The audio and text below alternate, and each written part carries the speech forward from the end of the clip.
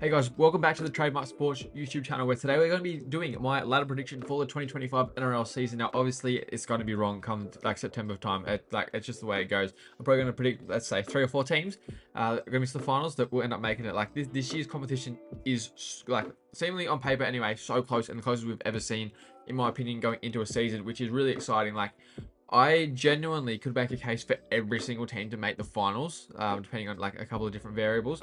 Also, I really struggled to get a team for the wooden spoon. There's no standout, I find. I think every single club going into this season has like good things about them, where like the last couple of years, yes, Tigers have been a long way off the pack.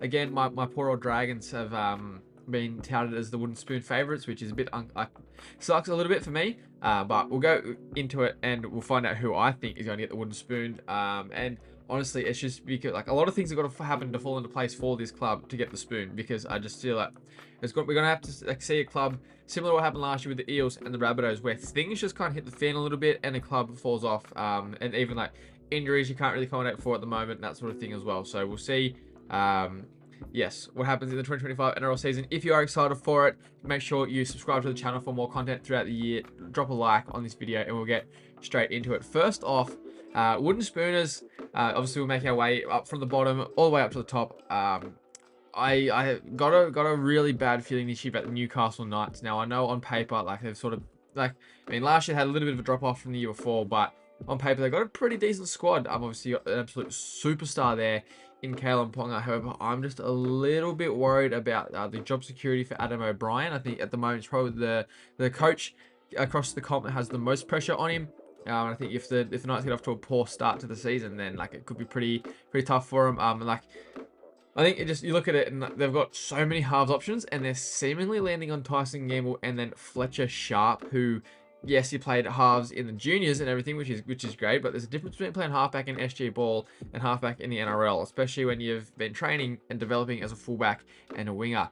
So that really interests me. Like, I feel like, in my opinion, I'll probably be going with maybe like a Jack Cogger in the halves and probably Will Price as well. So yeah, very different halves combination to what seemingly anyway has been touted as at the moment. This is being made before the first week of everyone playing a trial game, just after the Vegas teams have played.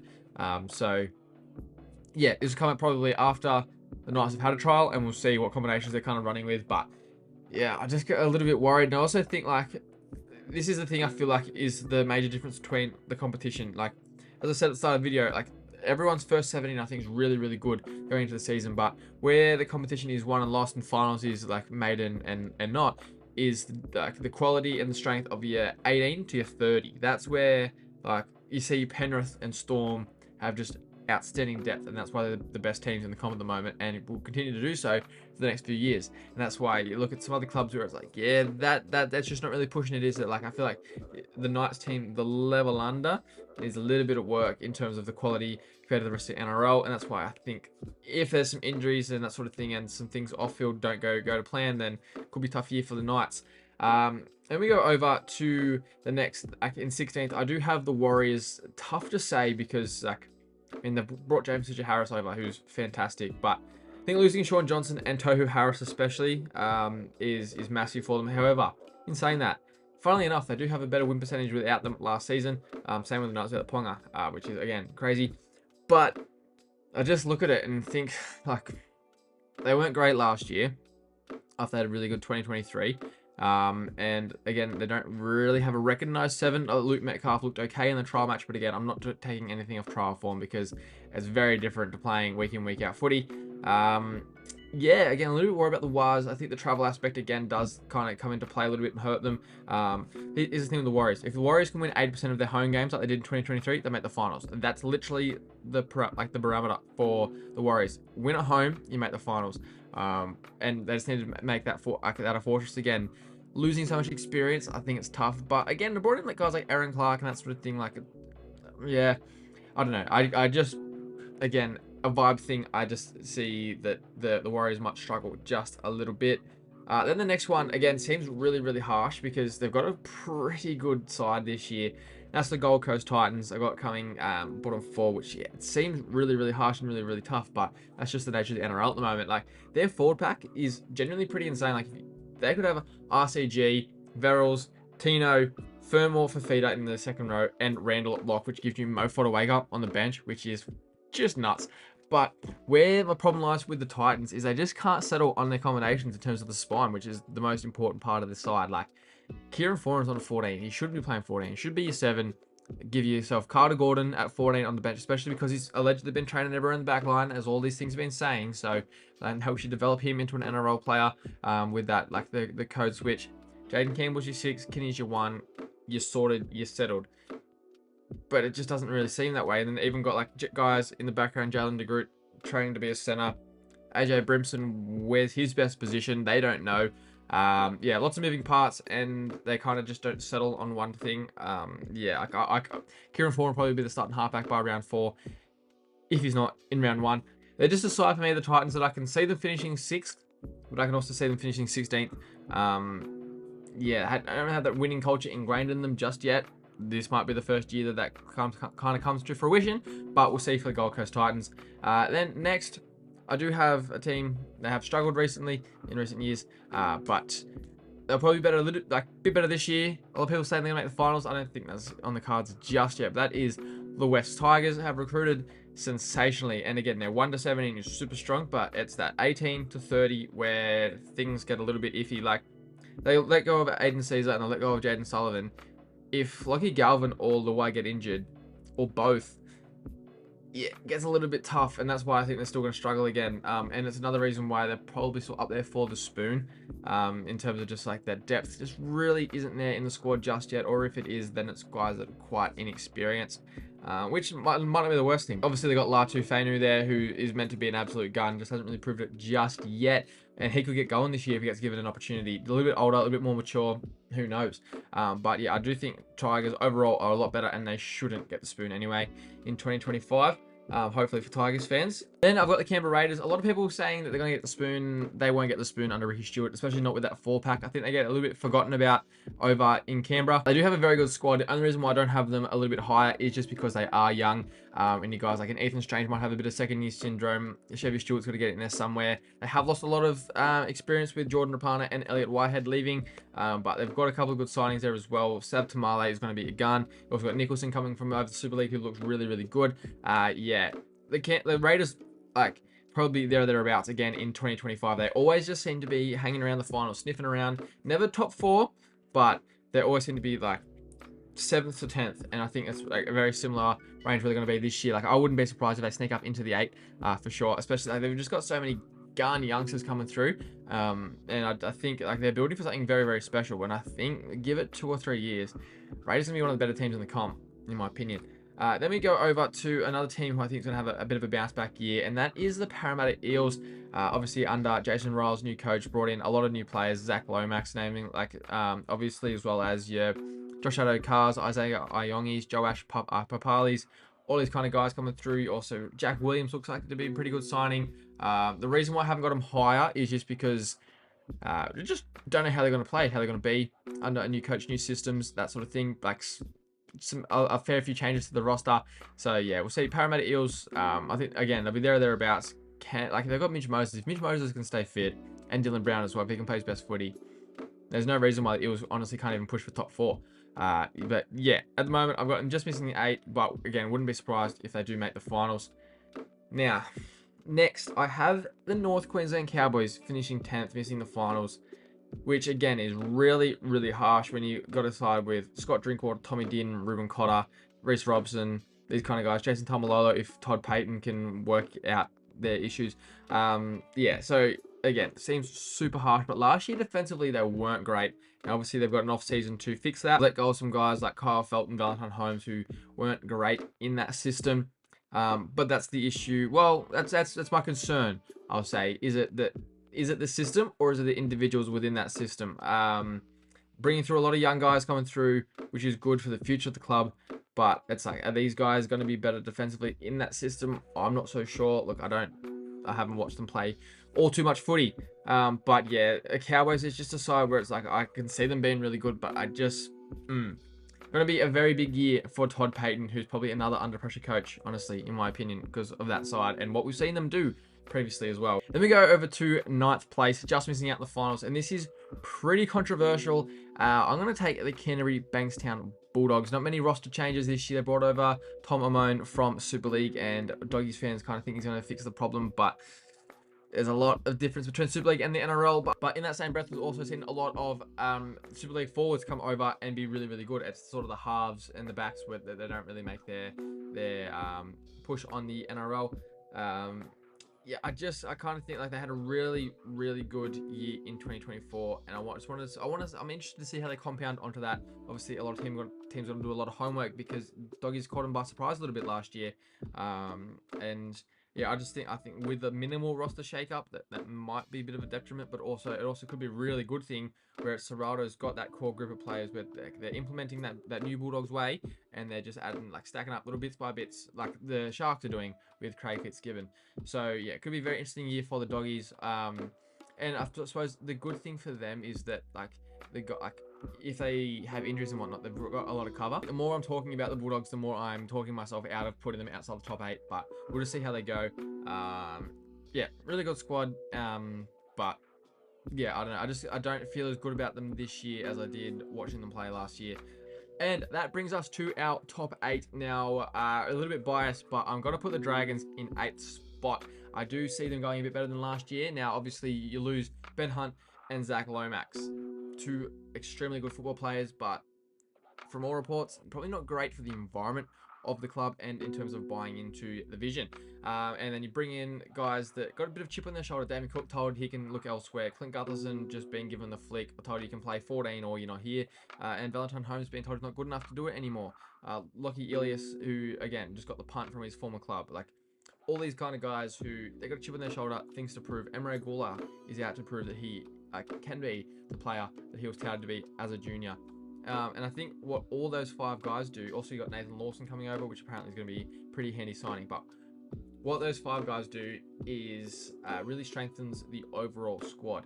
I've talked a couple of times so far that it's the 18 to 13 that's the difference between finals and not. I think overall the top 30 for the Dragons this year is a lot stronger. All these really good youngsters coming through as well. A year older, played a year more of men's footy, that sort of thing. Getting more battled hardened and ready for a crack in the top grade. And seemingly Shane Flanagan is along that sentiment as well. I think this could be a very exciting year for the Dragons. Also, again, could be a tough year for the Dragons because the halves are going to be Kyle Flanagan and Lockie Ilias, which isn't too exciting, but it might not have to be. They might just be able to play their role and get us to the finals for Daniel Atkinson to come in for next season. But yeah, I mean, again, I'm a Dragons fan. Naturally, I'm going to be excited about what's going on with the Dragons. But yeah, could be a good year for us, and I do think that we'll make the finals. And fingers crossed we do, because it's been a little while since we've been there. Now, in 7th, I do have the Sydney Roosters. Now, a lot of people are sort of putting them in their bottom 8. I'm not going to be that silly just yet. It's just one of those, I feel like you can't write them off really. Like, you still got like so many. I think I counted it last year. I think they've still got 13 representative players in their squad this year, which is just nuts considering the quality they've lost. But in saying that, this roster shakeup might be exactly what the Sydney Roosters need, because they've underperformed the last couple of years. There's no denying that at all. And again, like 7th for the Roosters is underperforming, but I just think that yeah, with a bit of a roster shake-up, just new faces around the club, new atmosphere, new environment, it could be the best thing for them. Hopefully they can sort out which guys are edges and middles and that sort of thing. It's been weird the last couple of years. But also Sam Walker being out to around 10, 12-ish, same with Brandon Smith throughout that time. I actually think they're going to start the year a bit poorly, and it's going to be a bit hard for them to catch up and make top 4 come the end of the year. And I think that first 10, 12 weeks, how they go obviously is going to shape the rest of their season, but like it's going to shape how much work these guys have to do when they come in, and yeah, ultimately whether they play finals footy or not, and where they come in the finals race. Then we go over to 6th spot, which is going to be their biggest rivals at the South Sydney Rabbitohs.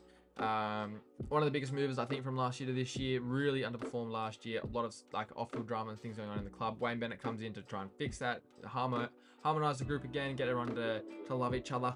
And I think he'll work a bit of Wayne Bennett magic. Their roster's way too good for them to miss the finals again. Like, even if they have a poor year, they're still going to be there or thereabouts, in my opinion. I think Latrell should have another good year. under Wayne Bennett. You also got Cody Walker coming to the end of his career, so he's going to want to do some pretty good stuff. Interesting watch is going to be Lewis Dodd, as well as like Jamie Humphries, whether he can crack that 9 spot or even that 7 role. I'll have to wait and see what goes on there. But yeah, I think Rabbitohs playing finals footy in 2025, and I wouldn't be surprised, honestly, if a little bit higher than that. And in 5th spot, it's going to be the Manly Warringah Seagulls, who could easily be top 4, just depending on how they go form, well, with injuries and whatnot. But again, they're just an exciting team, and I think they're building to something like quite special. Anthony Seibold's kind of showing that he can coach. Luke Brooks is showing that he can play footy. Brooks has obviously played finals now, gets that monkey off his back, can play a lot more freedom and confidence, and I just think everyone's just going to level up. Again, Ola Kawatu looks like he's going to be even better again this year. Been promoted into a leadership group, which I think would be great for him. And they keep just recycling these older boys coming through. It's pretty good. Like Takeaho, I think might be okay as long as his knees hold up. But yeah, Manly is one of those really exciting teams to watch, and I think they'll do pretty good again in 2025. Although it's interestingly enough that Ruben Garrick is supposedly lining up in the centres again. I feel like he's just such a stronger winger, and because they've just got such stacked outside backs that it's ridiculous. So yeah, we'll see what happens with Manly, but yeah, I think they'll be there in the finals. And that takes us to our top 4, where at 4th, interestingly, I've got Penrith. Again, they're going to be unreal. They've still, like, yes, they've lost Luai this year and Jason Harris, but they've still got so much quality across the park. It's just literally nuts. But again, I think that losing those guys brings them back to the pack just a little bit. I saw them finish 2nd last year, and I think again, like, losing those guys just drops them back just a little bit. They're still going to be in the race for the competition, the premiership. They probably still make the grand final. I wouldn't be surprised if we get a repeat of last year's grand final this year. I just think, yeah, Storm and Penrith are definitely the best 2 teams in the comp, but they're probably going to time their run a little bit more this year. And hopefully Nathan Cleary can stay fit the whole year, get himself his Dally M that he deserves. But we have seen that his body doesn't really hold up, and that's why I think that without Luai there to sort of cover that and save that this year, that they'll drop back a little bit. And then in 3rd, I do have the Brisbane Broncos. I think Michael Maguire is really going to shake up that playing group and get them playing the best footy possible. He's going to get them super fit, and we know that the fitter you are, the better you kind of play generally, because you can play at your potential for longer throughout the game. But this is also a little bit hit and miss. They could miss the finals again this year, or like not make top 4. Just because of how hard Michael Maguire's working them and like adjusting to a new system and structure and that sort of thing. But I just think their roster is just way too quality for them to be missing out again. And I think that, like, we saw them make top 4, saw them make a grand final. I think they'll be back in that race again, at least a prelim for the Broncos this year.